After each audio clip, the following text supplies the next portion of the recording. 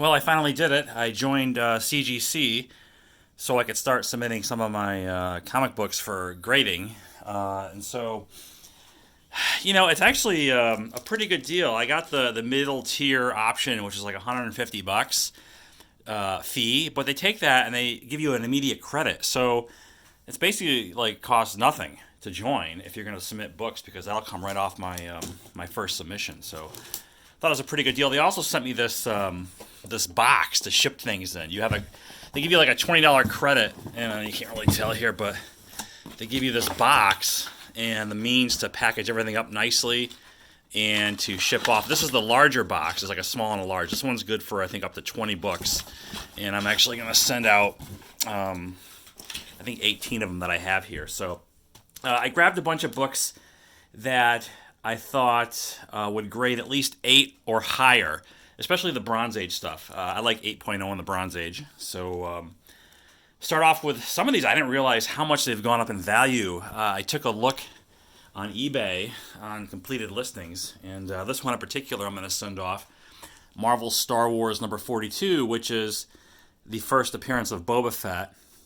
And this is kind of a big book now because of The Mandalorian and the popularity of Boba Fett, and now he's getting his own series. So this is, I guess, the key one to have.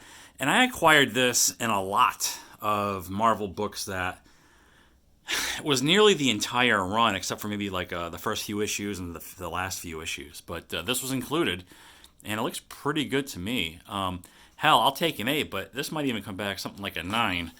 But I guess we'll see.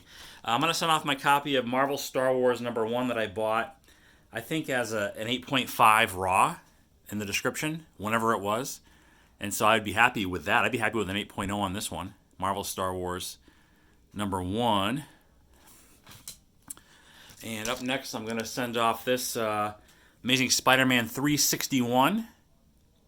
I received this back in the day when you would order a subscription from Marvel directly. They'd come in the mail, not protected all that well either. This one survived. And this one might be like a 9.4.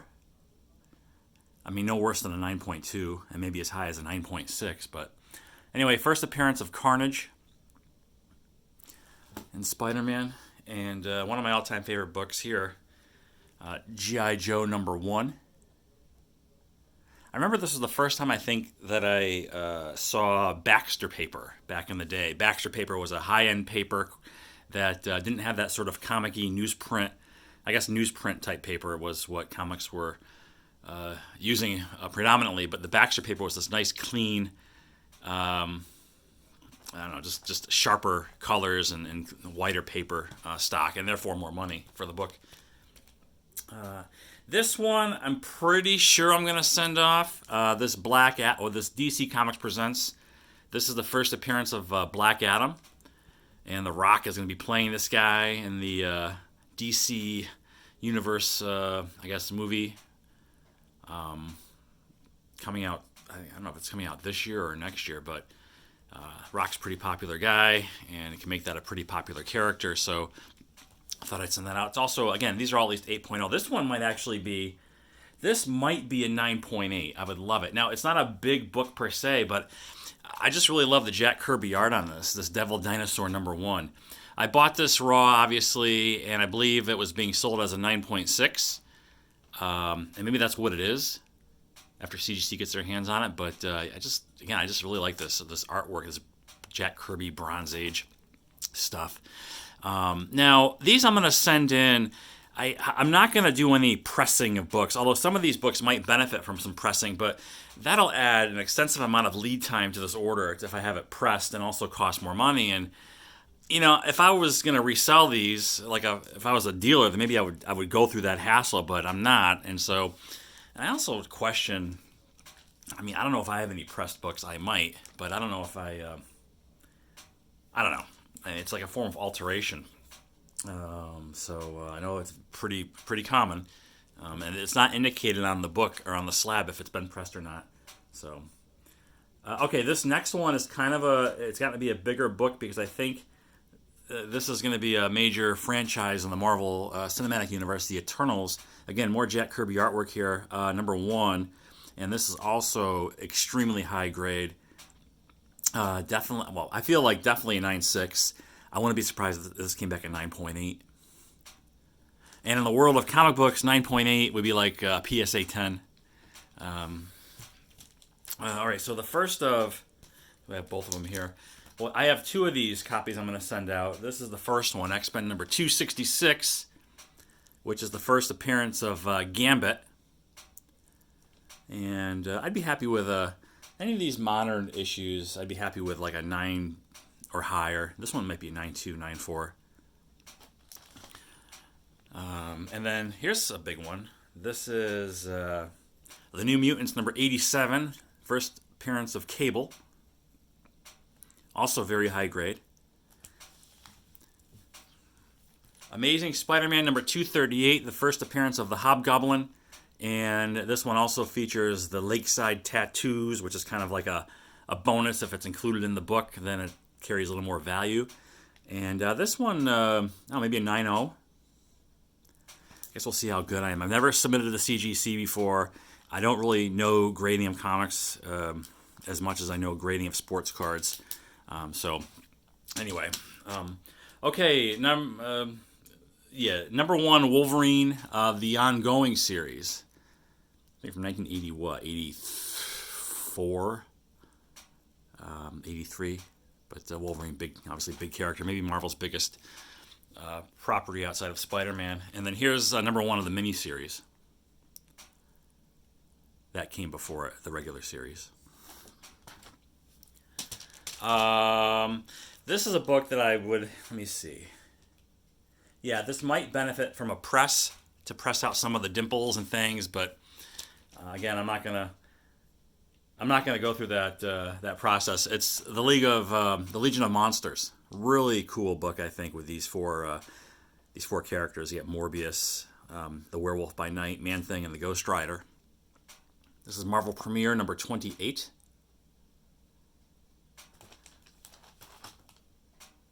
And this is a big one. That's what she said. Anyway, this is the New Mutants number 98, featuring Deadpool. And a very, very popular character is joining the Marvel Cinematic Universe. I guess unaltered. So, yeah, should be interesting to see how he's integrated into the things that they're doing over there. So, yeah, just a nice book, nice cover. Although Robert Lee Feld doesn't get a whole lot of credit for his artwork. He's very polarizing. I think this is Robert Lee Feld, right? Anyway, let's see, I got a couple left here. Oh, one of my favorite covers of all time, Todd McFarlane, Incredible Hulk number 340. And you can see Wolverine there, and you see the Incredible Hulk reflecting off the blades. Really cool book.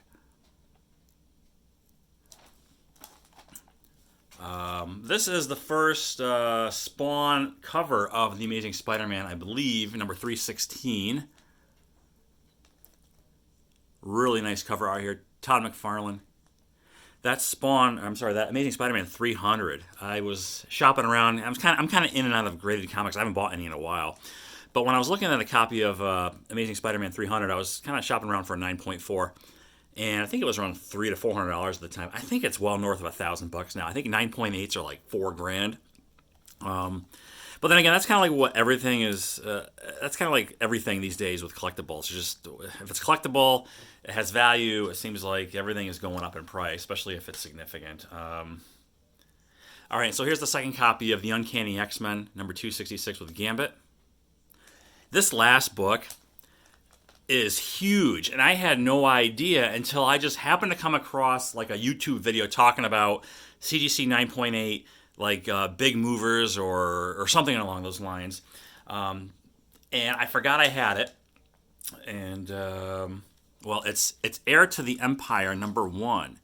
So Heir to the Empire was Timothy Zahn had a series of novels back in the early 90s, which sort of kick-started Star Wars all over again. This was the expanded universe, and in that series, he introduced a character called Grand Admiral Thrawn, who was just a really cool character and bad guy. And he was referenced in The Mandalorian this past season. And so Grand Admiral Thrawn is kind of a big deal, and it might become an even bigger deal now that there's all these TV show outlets to kind of like develop these characters. And he's one of the few characters that they're bringing over from that expanded universe, which Lucas sort of defined that as legends and not part of official canon. But Thrawn's coming over, and rumor has it Mara Jade might be coming over. Mara Jade was Luke's wife. But anyway, yeah, I happened to see this YouTube video about it. Then I went to eBay and I was like, holy crap. I mean, like 9.4 copies are, I think, $1,000 or over $1,000. It's just crazy. So I quickly dug mine out and I put it in a Mylar sleeve, E. Gerber Mylar bagging board, and give it a once over. I have a little bit of the only issue I see with my copy is I don't have any spine breaks, but I have this little sort of tick down here. But hell, I'll take a 9.2 or a 9.4 on this guy. Heir to the Empire, first appearance of Grand Admiral Thrawn. And those are the books. I'm pretty sure I'm sending all these out. If there's one I don't send out, it's the Black Adam first appearance. But I think I'll just send all these out. And, maybe start doing more of this. I got a bunch of books that are raw that maybe over time I'll just meter out and let CGC have a crack at them and slab them. But that'll do it. So something different. Friday Night Comics, my first ever CGC submission. I'm not sure how long it'll take to get these back. Probably a couple of months. And then at which point I'll do a follow-up video, obviously, with the CGC grade reveal. So anyway, that will do it. As always, thanks for watching, and I will talk to you all later.